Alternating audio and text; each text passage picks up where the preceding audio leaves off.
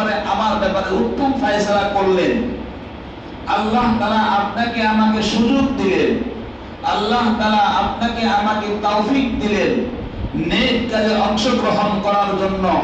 যে পৃথিবীতে আমরা বসবাস করি, এই পৃথিবীর মালিক যিনি, ওই মালিকের হুকুম আমি একজন নগণ্য বান্দা হিসাবে আল্লাহ তাআলা আপনাকে আমাকে কবুল করেছেন বিদায় আমরা সেই মহান প্রভুর দরবারে আরেকবার কালিমাতু শুকর আদায় করি, বলি আলহামদুলিল্লাহ। শুকরিয়া আদায় করলে লাভ আমার।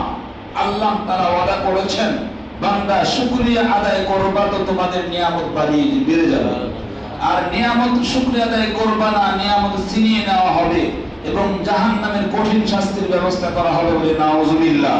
মুহতারাম হাজিরিন, আল্লাহ তাআলা আপনাকে আমাকে কি পরিমাণ নিয়ামত দিয়েছে, এই নিয়ামতগুলো গণনা করে আমরা শেষ করতে পারবো না।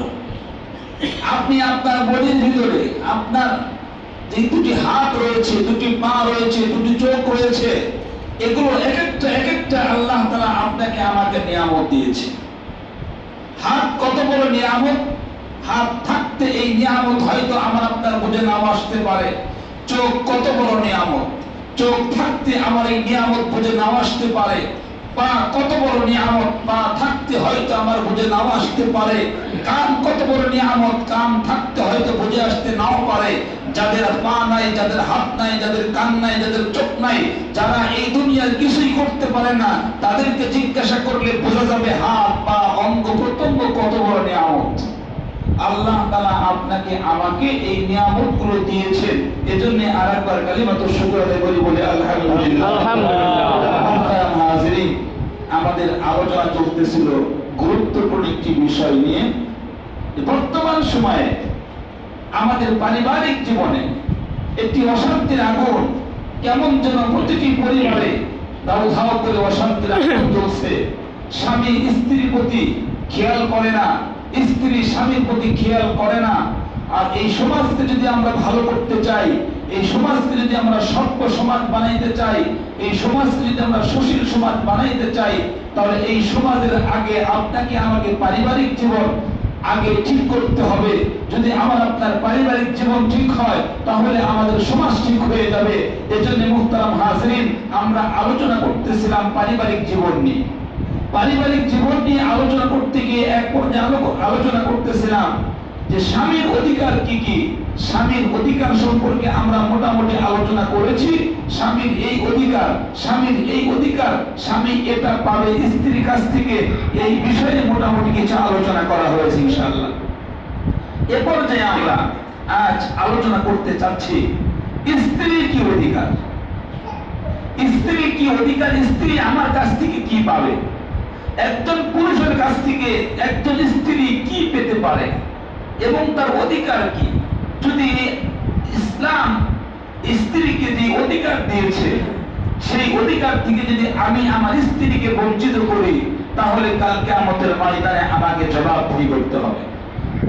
মুহতারাম হাজিরিন, আল্লাহ বলেন, ওয়ালাহুন্না মিসলুল্লাযী আলাইহিন্না বিল মা'রুফ। নারীদের মতো আল্লাহ বলেন, ওয়ালাহুন্না মিসলুল্লাযী আলাইহিন্না বিল মা'রুফ, নারীদের সাথে ন্যায়সঙ্গত ব্যবহার করো, যেমন তাদের উপর পুরুষদের, এবং পুরুষদেরকে আল্লাহ তাআলা ওয়ালির-রিজালি আলাইহিন্না দারাজা, এবং নারীদের উপর আল্লাহ তাআলা পুরুষদের কর্তৃত্ব দিয়েছে। আলোচনা করেছি যে আল্লাহ তাআলা নারীদের উপর পুরুষদেরকে শ্রেষ্ঠত্ব দিয়েছেন, মর্যাদা দিয়েছেন। আল্লাহ প্রজ্ঞাশালী, দয়াল, প্রজ্ঞাময়, আল্লাহ চেয়েছেন, আল্লাহ দিয়েছেন। এই বিষয়গুলো অভিযোগ প্রশ্ন করার সুযোগ নেই। বলতেছিলাম যে স্ত্রীর কি অধিকার, একজন স্বামীর কাছ থেকে স্ত্রী কি অধিকার পাবে, অধিকারগুলো আমাদের জানা অত্যন্ত জরুরি। যদি জানি তাহলেই তো আমি আমার স্ত্রীকে আমার অধিকার দিতে পারবো, তাহলে এই স্ত্রী অধিকার থেকে বঞ্চিত হবে না, এবং কাল কিয়ামতের ময়দানে আমার সামনে আমার বিপক্ষে এই স্ত্রী অভিযোগ দিতে পারবে না, যদি আমি আমার হক আদায় করে থাকি। এক নাম্বার স্ত্রীর অধিকার, এক নাম্বার হলো স্ত্রীর অধিকার হলো দেন মোহর আদায় করা। দেন মোহর মানে মোহর। এক নাম্বার স্ত্রী আপনার কাছ থেকে পাবে, বা এটা তার অধিকার। যখন বিবাহ শাদী করা হয়, বিবাহ শাদীর মধ্যে একটা মোহর নির্ধারণ করা হয় কি হয় না? হয়। এই মোহর এক নাম্বার অধিকার হলো স্ত্রীর মোহর আদায় করা। মোহর একজন স্বামীর উপর একটি বাধ্যতামূলক একটি অধিকার। এই মোহর স্ত্রীকে আদায় করতেই হবে, কারণ আল্লাহ তাআলা এই ব্যাপারে স্পষ্ট ভাষায় বলেন, ওয়াআতুন নিসাআ সাদাকাতিহিন্না নিহলা। আল্লাহ বলেন, ও দুনিয়ার পুরুষরা, ওয়াআতুন নিসাআ সাদাকাতিহিন্না নিহলা, ও দুনিয়ার পুরুষেরা, তোমরা স্বতঃস্ফূর্তভাবে নারীদেরকে মোহর প্রদান করো। ওয়াআতুন নিসাআ সাদাকাতিহিন্না নিহলা, ও দুনিয়ার পুরুষেরা, তোমাদের উপর দায়িত্ব, তোমাদের উপর কর্তব্য, নারীদেরকে, স্ত্রীদেরকে প্রথম অধিকার হলো মোহর সম্পর্কে দেওয়া হয়েছে। স্বতঃস্ফূর্তভাবে তোমরা নারীদেরকে মোহর প্রদান করো। মুহতারাম হাজিরিন, এক নম্বর অধিকার হলো স্ত্রীর মোহর প্রদান করতে হবে, মোহর আদায় করতে হবে। মোহর আবার দুই ধরনের। একটা হলো মোহর আবার দুই প্রকার। মোহরের পরিমাণ সম্পর্কে আলোচনা আছে। মোহর এটা কিভাবে হবে? ইমামে আযম আবু হানিফা রাহমাতুল্লাহি আলাইহি বলেন, মোহর হলো সর্বনিম্ন মোহর হবে। মোহরের সর্বনিম্ন পরিমাণ হলো 10 দিরহাম। ইমামে আযম আবু হানিফা রাহমাতুল্লাহি আলাইহি বলেন, লা মোহরা দুনা 10 দিরহাম। একজন স্ত্রীর সর্বনিম্ন মোহর নির্ধারণ করা হয়েছে 10 দিরহাম। এর কোন, এটা হলো সর্বনিম্ন 10 দিরহাম মোহর। একজন স্বামীকে মোহর আদায় করতে হবে, সর্বনিম্ন হলো 10 দিরহাম। আর মোহরের সর্বোচ্চ কোনো সীমা নির্ধারণ নাই। আপনি যত মন চাই দিতে পারবেন, সমস্যা নাই, যদি সামর্থ্য থাকে। এক নাম্বার স্ত্রীর অধিকার হলো স্বামীর কাছ থেকে মোহর আদায় করবে, মোহর আদায় করবে, মোহর দিবে। মোহর আবার, এই মোহর আবার দুই প্রকার। একটা হলো মোহরে মুসাম্মা, আর একটা হলো মোহরে মিসাল। মোহরে মুসাম্মা হলো বিবাহ শাদী যখন করা হয়, বিবাহ শাদীর মধ্যে যে মোহরকে নির্ধারণ করা হয়, এই মোহরকে বলা হয় মোহরে মুসাম্মা। বিবাহের মধ্যে মোহর একটা নির্ধারণ করা হয় যে এত টাকা মহরনা, এত টাকা কাবিন, এটাকে নির্ধারণ করে বিবাহ কাজী সম্পন্ন করা হয়। এই মোহরকে বলা হয় মোহরে মুসাম্মা। আর একটা মোহর বিবাহের মধ্যে মোহর উল্লেখ করা হয় না, এটা তার স্ত্রীর পিতৃকুল্য, মা, চাচা, ফুফি, তাদের উপর নির্ধারণ করে মোহর নির্ধারণ করা হয়, অনির্ধারিত থাকে। এটাকে বলা হয় মোহরে মিসাল। এরপরে কিতাবের মধ্যে লেখে মোহর আবার দুই প্রকার। এক মোহর হলো মোহরে মুআজ্জাল, আর একটা হলো মোহরে মুআজ্জাল। একটা হলো বিবাহের সময় মোহর নির্ধারণ করা হয়, আর একটা হলো মোহর নির্ধারণ করা হয় না, উল্লেখ করা হয় না, মোহর দেওয়া হয়। সব কথার মূল কথা হলো স্ত্রীর প্রথম অধিকার হলো স্বামীর কাছ থেকে স্বামীকে স্ত্রীকে দেন মোহর আদায় করতে হবে। কিতাবের মধ্যে লেখে, যদি কোনো স্বামী স্ত্রীর মোহর আদায় না করে, এমন অবস্থায় মারা যায়, এমন অবস্থায় যদি স্বামী মৃত্যুবরণ করে, স্ত্রী যদি মোহর আদায় না করে, আর এই স্ত্রী যদি স্বামীকে মাফ না করে, স্বামী মাফ পাবে না। এমন কি কিতাবের মধ্যে লেখে, যদি কোনো স্ত্রী তার স্বামীর কাছ থেকে মোহর যদি মাফ না করে দেয়, মাফ হবে না। এমনকি মারা গেলে তার যে সম্পত্তি থাকে, এই সম্পত্তি থেকে যদি ওই মোহর মাফ না করে, তাহলে এটা আগে আদায় করতে হবে। এজন্য মুহতারাম হাজিরিন, বিবাহ যারা করেছে স্ত্রী হিসাবে, আমার কাছে এক নাম্বার অধিকার হলো স্ত্রী আমার কাছ থেকে মোহর পাবে। মোহর আপনাকে আমাকে আদায় করতে হবে। যদি মোহর আদায় না করি, কালকে আমাদের ময়দানে আল্লাহ আপনাকে আমাকে জিজ্ঞাসা করতে পারে, তোমাকে তোমার উপর স্ত্রীর হক ছিল মোহর আদায় করা, মোহর আদায় করছো কিনা? মুহতারাম হাজিরিন, আজ আমাদের সমাজটা এমন হয়ে গেছে, মোহর তো আদায় করতেই চাই না, মোহর আদায় করে না, বাকিতে মোহর বেঁধে রাখে। মোহর আদায় করার তো দূরের কথা, বরং ওই স্ত্রীর উপর যৌতুকের চাপে ওই স্ত্রীকে কলুষিত করে রেখে রাখে। এজন্য মুহতারাম হাজিরিন, আমরা যারা পুরুষ, গত সপ্তাহে আলোচনা করতেছিলাম পুরুষদের অধিকার নিয়ে, তখন আমাদের খুব ভালো লাগছে, পুরুষদের অধিকার গুলো সুন্দর সুন্দর অধিকার দিয়েছে। ঠিক তেমনি এখন আমরা যারা পুরুষ, আমাদের উপর দায়িত্ব কর্তব্য হলো স্ত্রীর মোহর আদায় করা। আপনি বিবাহ করবেন, বিবাহ করার পরে আপনি কেন মোহর আদায় করবেন না?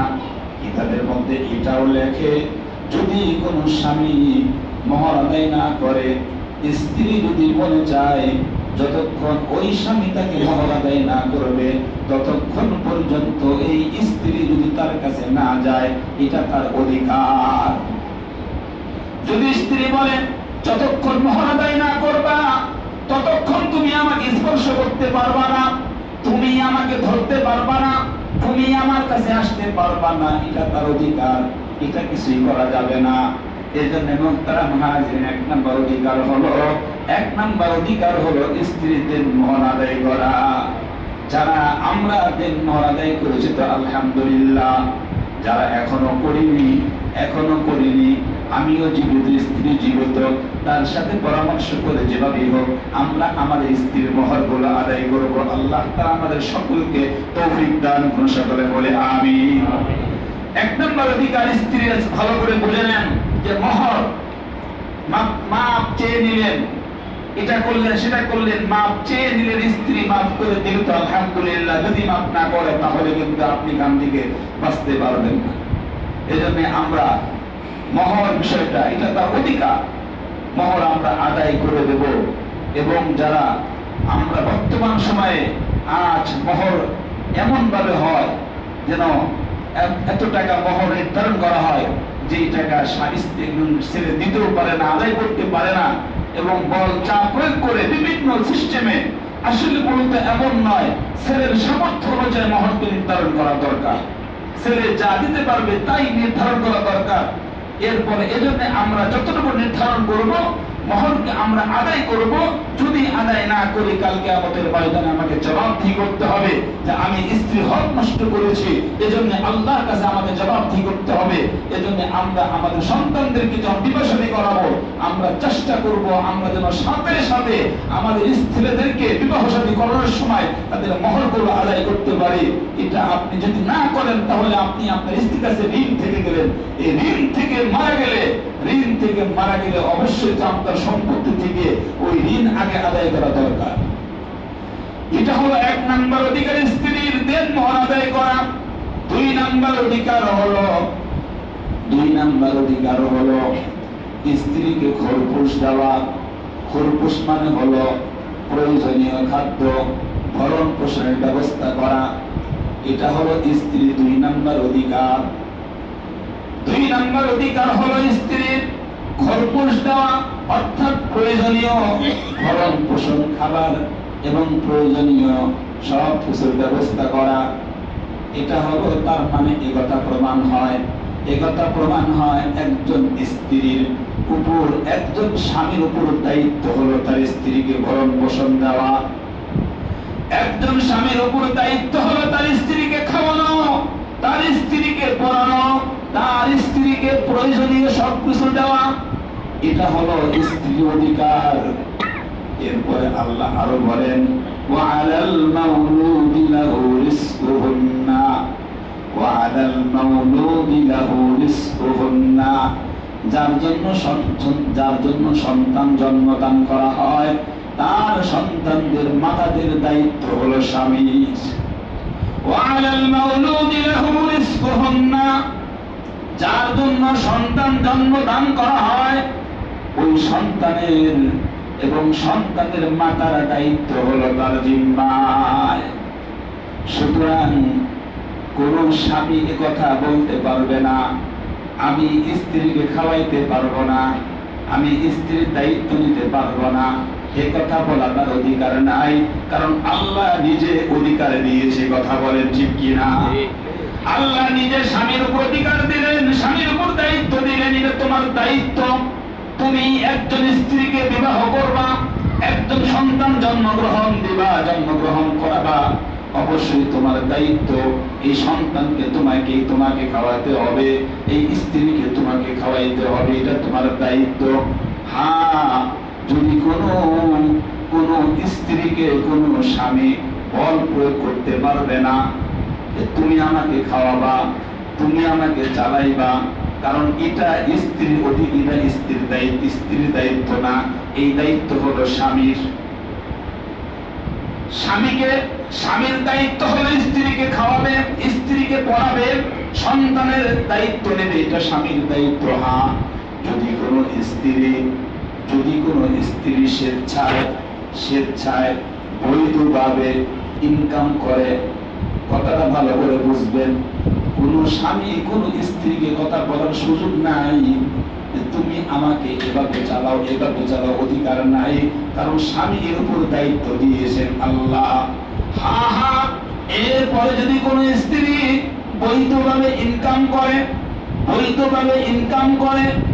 এরপরে ইনকাম করার পরে বলতে পারবেন না তুমি যা ইনকাম করেছো সব আমাকে দাও, আর তুমি খালি হাতে থাকো, এটা বলার অধিকার নাই। স্ত্রী যদি বৈধভাবে ইনকাম করে, তার সেই বৈধ ইনকামে আপনাকে হস্তক্ষেপ করার ক্ষমতা নাই। মুহতারাম হাজিরিন, কারণ এজন্য আল্লাহ তাআলা স্বামীকে দায়িত্ব দিয়েছেন, স্বামী স্ত্রীকে খাওয়াবে, স্ত্রীকে পড়াবে, সন্তানের দায়িত্ব নেবে। সুতরাং স্বামীর দায়িত্ব আর স্ত্রীর দায়িত্ব স্ত্রীর উপর নাই, স্বামীর দায়িত্বের উপরে। এজন্য মুহতারাম হাজিরিন, 2 নম্বর দায়িত্ব হলো, 2 নম্বর অধিকার হলো স্ত্রীর ভরণ পোষণের দায়িত্ব স্বামীর উপরে। এটা হলো 2 নম্বর অধিকার। এরপরে আল্লাহ আরো বলেন, লিয়ুনফিকু যু সাআতিন মিন সাআতিহি ওয়া মান কুদিরা আলাইহি রিজকুহু ফালিয়ুনফিক মিম্মা আতাহুল্লাহ। এরপরে আল্লাহ বলেন, স্বামী যদি সামর্থ্যবান হয়, স্বামী যদি বিত্তশালী হয়, তাহলে এই সামর্থ্য অনুযায়ী স্বামী খরচ করবে, স্বামী তাকে দিবে, স্বামী স্ত্রীকে দিবে। আর যদি স্বামী গরিব হয়, একটু ধনাঢ্য কম হয়, একটু দরিদ্র হয়, তাহলে স্বামী তার সামর্থ্য অনুযায়ী খরচ করবে, স্বামী তার সামর্থ্য অনুযায়ী খরচ করবে। মুহতারাম হাজির, প্রশ্ন হলো, স্ত্রীর যা লাগবে, সন্তানদের যা লাগবে, এটা আপনাকে আমাকে আদায় করতে হবে। এই ব্যাপারে কোনো ছাড় নাই, এই ব্যাপারে কোনো সুযোগ নাই। কারণ আল্লাহর নবী মুহাম্মদুর রাসূলুল্লাহ সাল্লাল্লাহু আলাইহি ওয়াসাল্লামের ব্যাপারে, মহানবী সাল্লাল্লাহু আলাইহি ওয়াসাল্লামের কাছে একজন মহিলা বলতে আবু সুফিয়ানের স্ত্রী, ইন্না হিন্দা বিনতা উতবাতা ইমরাত আবি সুফিয়ান, ইন্না আবা সুফিয়ান রাজুলুন শাহীহুন লা ইয়াতিনি মা ইয়াকফি ওয়ালাদি ইল্লা মা আখুযু মিন। একজন আল্লাহর নবীর কাছে আবু সুফিয়ানের স্ত্রী আল্লাহর নবীকে বলে, ইয়া রাসূলুল্লাহ, আমার স্বামী আমাকে আমার সন্তানদের যথেষ্ট খরচ দেয় না, আমার সন্তানদের যা দরকার, আমার যা দরকার সেটা দেয় না, আমি অজান্তে তার থেকে নিতে পারবো কিনা, এমন প্রশ্ন করলেন। আল্লাহর নবীর কাছে আবু সুফিয়ানের স্ত্রী বললেন, ইয়া রাসূলুল্লাহ, হাবিবাল্লাহ, আমার স্বামী বড় কৃপণ, রাজুলুন শাহীহুন, আমার স্বামী বড় কৃপণ, আমার স্বামী এমন, আমার সন্তানের যা দরকার আমার স্বামী দেয় না, আমি ওখান থেকে নিব কিনা, নিতে পারবো কিনা, এমন প্রশ্ন করলেন। আল্লাহর নবী বলেন, ফাকালা মা ইয়াকফিকা মিম্মা লিজাওজিকা ওয়া ওয়ালাদি বিল মা'রুফ। যদি তোমার স্বামী এমন হয়, তোমার সন্তানের খরচ দেয় না, তোমার খরচ দেয় না, তোমার যা দরকার তা দেয় না, এবং যা যতটুকু প্রয়োজন যথেষ্ট হয় এতটুকু না দেয়, তাহলে তুমি তার কাছ থেকে সদাচরে তার কাছ থেকে নিতে পারবা, এটা তোমার অধিকার, এতে কোনো গুনাহ হবে না। এখানে একটা গুরুত্বপূর্ণ কথা কিন্তু বলা হয়েছে, একজন স্বামীর দায়িত্ব হলো তার সন্তানদেরকে লালন পালন করবে, স্ত্রীকে দিবে। যদি এতটুকু কার্পণ্য করে, ও তার ছেলেকেও দিতে চায় না, স্ত্রীকেও দিতে চায় না, এখানে কার্পণ্য করে, কৃপণতা করে, স্ত্রী যদি নেয় তার সম্পদ থেকে কোনো মাল নেয়, এই ক্ষেত্রে স্ত্রী কোনো গুনাহগার হবে না। তবে এখানে একটা প্রশ্ন হলো যে আপনি এমনটা করতে পারবেন না যেটা আবার স্বামীর উপরে চাপ হয়ে যায়। স্বামীর ইনকাম 10 টাকা, আপনি দাবি করলেন 20,000 টাকা, তাহলে তো হবে না। আপনি আবার নিজে নেবেন, সন্তানদেরকে দিবেন, আপনি আবার এখান থেকে নিয়ে অন্যকে দিবেন, তাহলে কিন্তু হবে না। আপনার চলার জন্য যতটুকু যথেষ্ট, এতটুকু যদি না দেয়, স্বামীর কাছে সম্পদ আছে, স্বামী ধনাত্ম ব্যক্তি, স্বামী দেয় না, কৃপণ, সেই ক্ষেত্রে আপনি করতে পারবেন, স্বামীর সম্পদ থেকে আপনি কিছু মাল নিতে পারবেন, যতটুকু আপনার জন্য যথেষ্ট, আপনার সন্তানের জন্য যথেষ্ট, এতটুকু নিতে পারবেন, এর বেশি আপনি নিতে পারবেন। এটা হলো স্ত্রীদের 2 নম্বর অধিকার। 3 নম্বর অধিকার সম্পর্কে আল্লাহ তাআলা পবিত্র কোরআনে বলেন, আসকিনুহুন্না মিন হাইসু সাকানতুম মিন বুজদিকুম। 3 নম্বর অধিকার হলো আপনি যেখানে বসবাস করবেন, আপনার স্ত্রীকেও সেখানে বসবাস করাবেন, অর্থাৎ আপনার স্ত্রীর জন্য একটা বসবাসের নিরাপদের ব্যবস্থা করে দিবেন। 3 নম্বর অধিকার স্ত্রীর জন্য, আপনার স্ত্রীকে এমন জায়গা রাখবেন যেখানে আপনি বসবাস করেন, যে গৃহ আপনি পছন্দ করেন, ওই গৃহ স্ত্রীর জন্য করে দিবেন।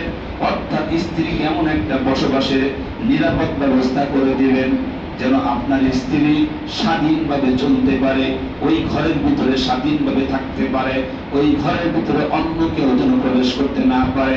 কারণ স্ত্রী ঘর বাড়ি সব কিছু ছেড়ে আপনার কাছে এসেছে, এবং যেই ঘরের মধ্যে থাকবে ওই ঘরটা যেন এমন হয়, ওই ঘরটা যেন স্বাধীনভাবে ওই মহিলা স্বাধীনভাবে স্ত্রী সেখানে নিরাপদে বসবাস করতে পারে। এটা আপনার উপর দায়িত্ব, এটা স্ত্রীর অধিকার, এটাকে আপনাকে দিতে হবে। মুহতারাম হাজিরিন, সময় স্বল্পতার কারণে লম্বা ইতিহাস বলা যাবে না। 4 নম্বর অধিকার হলো আপনি 4 নম্বর অধিকার সম্পর্কে কিতাবের মধ্যে লেখে, 4 নম্বর অধিকার হলো আপনি যদি কোথাও সফরে যেতে চান, আপনি সফরে যাবেন, কথাটা ভালো করে বুঝবেন। স্ত্রী কিন্তু অনেক বড় সম্পদ, আপনার যা মন চাই তাই করতে পারবেন না, ইসলাম আপনাকে অনুমোদন দেয় নাই। 4 নম্বর অধিকার হলো আপনি যদি কোথাও সফরে যেতে চান, 4 মাসের অধিক সফরে যেতে চান, এই ক্ষেত্রে স্বামী স্ত্রী যদি আপনি অনুমতি না দেয়, আপনি যেতে পারবেন না। আপনি 4 মাসের অধিক সফরে যাবেন, সেই সফরটা যেই সফর হোক না কেন, হজের সফর হোক, জিহাদের সফর হোক, তাবলীগের সফর হোক, বিদেশে যাওয়া হোক, ইনকামের জন্য হোক, যেভাবে হোক না কেন, আপনি যদি 4 মাসের অধিক সময় থাকতে চান, স্ত্রী যদি আপনাকে অনুমতি না দেয় তাহলে যেতে পারবেন না। যদি স্ত্রী অনুমতি দেয় তাহলে যেতে পারবেন, সমস্যা নাই। এটা হলো 4 নম্বর অধিকার স্ত্রীর। আপনার মনে চাইলে চলে গেলেন, অনুমতি নিলেন না, হবে না। অবশ্যই আপনাকে স্ত্রীর কাছ থেকে অনুমতি নিতে হবে। স্ত্রী, আমি যেতে চাই, বিদেশে যেতে চাই, ইনকাম করতে যেতে চাই, অমুক জায়গায় যেতে চাই, তাবলীগে যেতে চাই, জিহাদে যেতে চাই, যেখানে যান না কেন সমস্যা নাই, কিন্তু আপনার দায়িত্ব হলো স্ত্রীর কাছ থেকে আপনাকে অনুমতি দিতে হবে। এখন প্রশ্ন আসতে পারে, হুজুর আমি যাব তাবলীগে, অনুমতি লাগবে কেন? আমি যাব হজ করতে, অনুমতি লাগবে কেন? এখানে ইসলাম আপনাকে অনুমতি নিতে বলেছে, আপনাকে অনুমতি দিতে হবে। আর এটা স্ত্রীর অধিকার।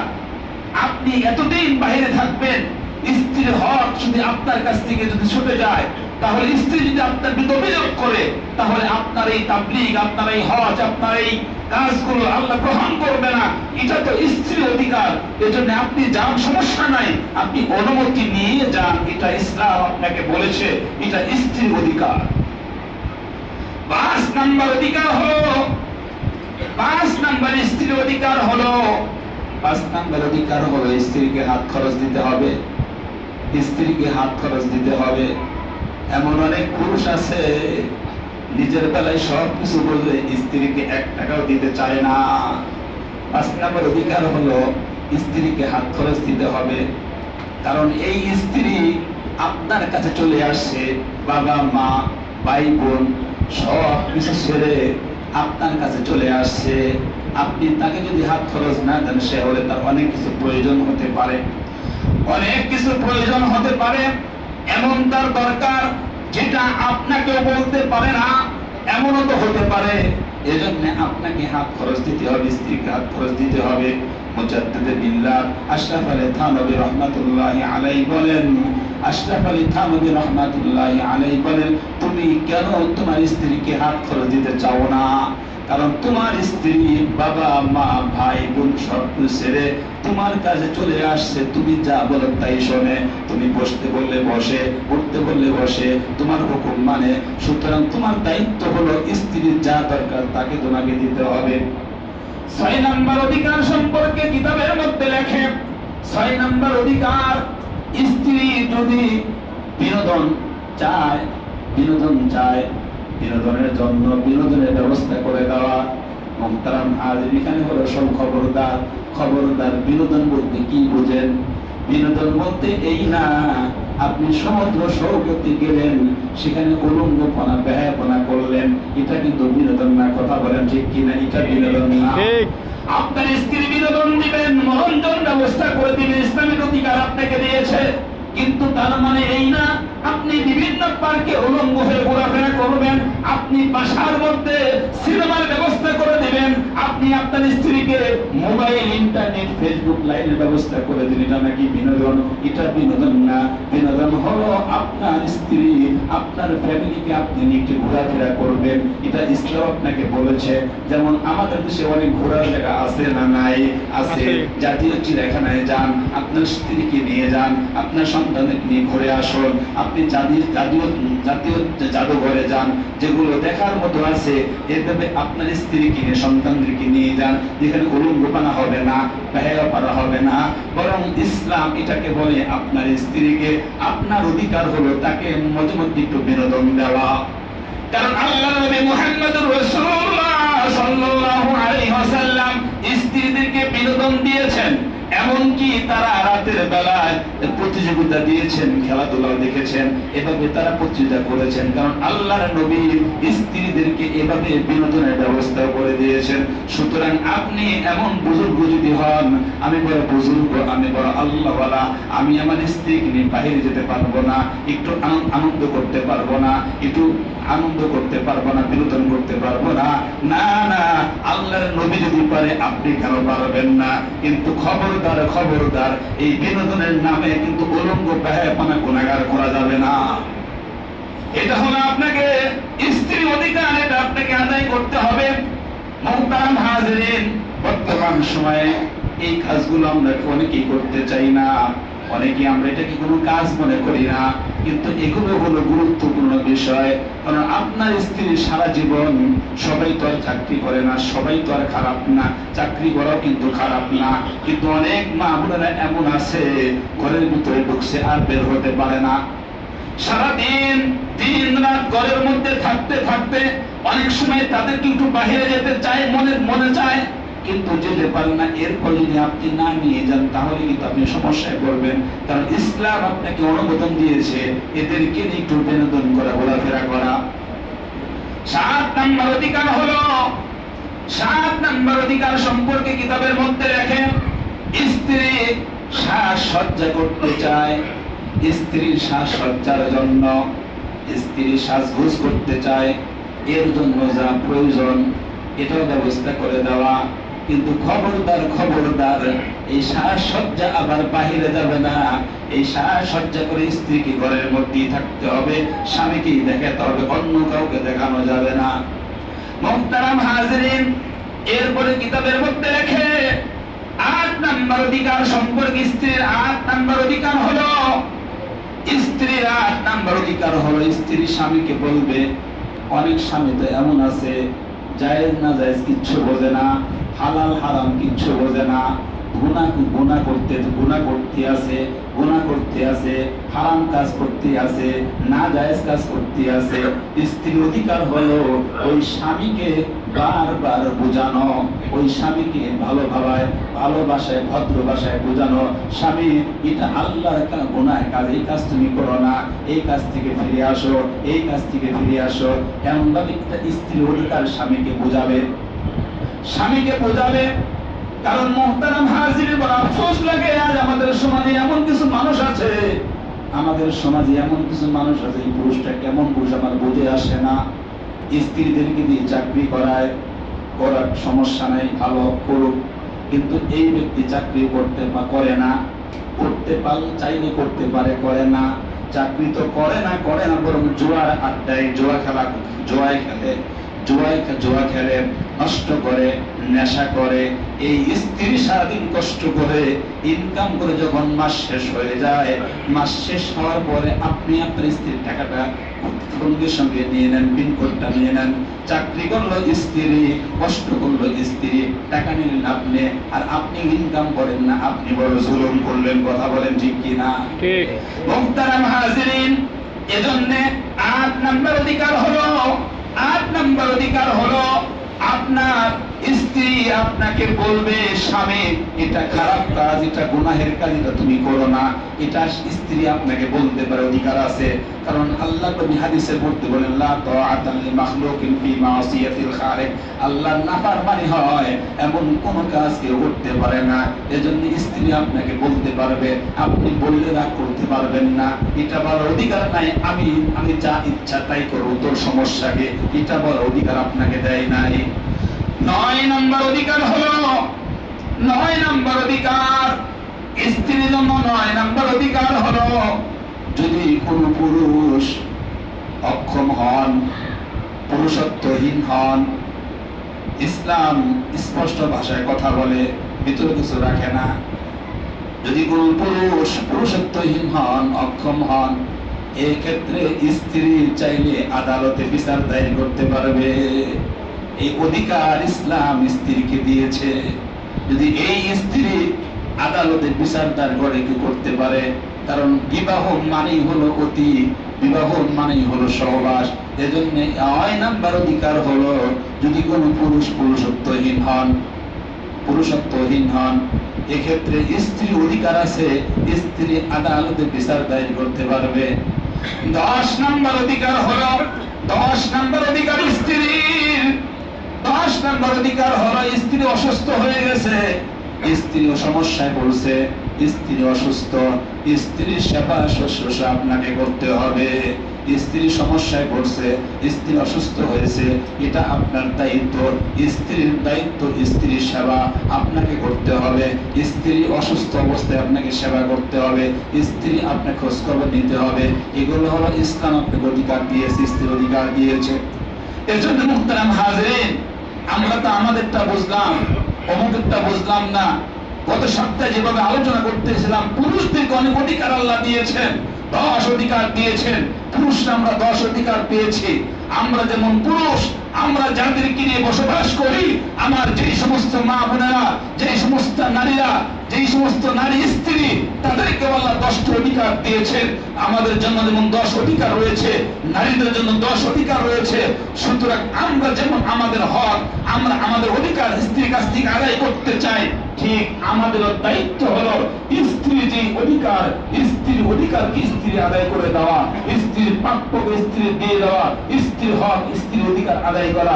যদি আলহামদুলিল্লাহ আমি দায়িত্বহীন ভাষায় বলতে পারি, আমি কসম করে বলতে পারি, যদি এই পারিবারিক জীবনের মধ্যে স্বামী স্ত্রীর মধ্যে যদি স্বামীর পক্ষ থেকে স্বামীর হক আদায় করে, যদি স্ত্রীর পক্ষ থেকে স্ত্রী স্ত্রীর হক আদায় করে, আমি মনে করি এই পারিবারিক জীবনটা এমন একটা জীবন হবে, এটা কোনো জাহান্নামী জীবন হবে না। আমি রক্তহীন ভাষায় বলতে পারি, এমন যদি অধিকার আদান প্রদান হয়, তাহলে এই পারিবারিক জীবনটা, এই সংসারটা আমি মনে করি জান্নাতে একটা সংসার হবে বলে সুবহানাল্লাহ। সুবহানাল্লাহ। মুহতারাম হাজিরিন, আমরা চেষ্টা করব আল্লাহ তাআলা আমাদের সকলকে এই কথাগুলো বুঝবার, আমল করার তৌফিক দান করুন, সকলে বলি আমিন। আমিন। মুহতারাম হাজিরিন, আপনারা জানেন